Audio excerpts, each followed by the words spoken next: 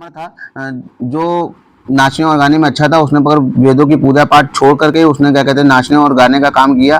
पर वो राजा के दरबार में उसको स्थान प्राप्त हो गया। जब वो राजा के दरबार में उसको स्थान प्राप्त हो गया तो विभिन्न विभिन्न स्त्रियों का उपभोग करने लगा और दुराचारी हो गया, कईयों की बुराइयां करने लगा। इस कारण से उसको कुत्सित बुद्धि हो गई। इसके कारण उसने एक वैश्या से शादी कर ली। वैश्या से शादी करने के बाद कुछ दिनों बाद उसकी जो बीवी थी उसने अपने पति का गला काट कर उसको जब कहीं दफना दिया।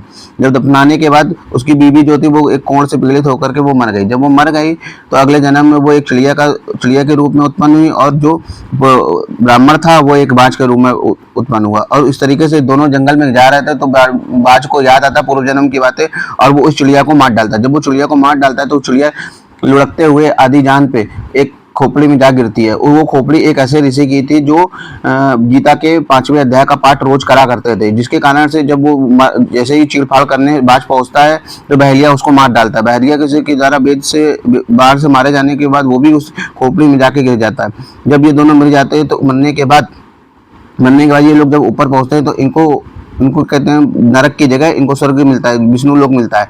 जिसके कारण से ये जब ये पूछते हैं कि मुझे ऐसा क्यों हुआ तो उसमें बताते हैं कि ये जो जिसमें तुम मरे थे वो क्या कहते हैं एक ऐसे ब्राह्मण की खोपड़ी है जो रोज 5वें अध्याय का पाठ करता है गीता के, जिसके कारण से तुम लोगों को भी यह पुण्य प्राप्त हुआ है। और गीता के 5वें अध्याय करने से पुण्य प्राप्त होता है।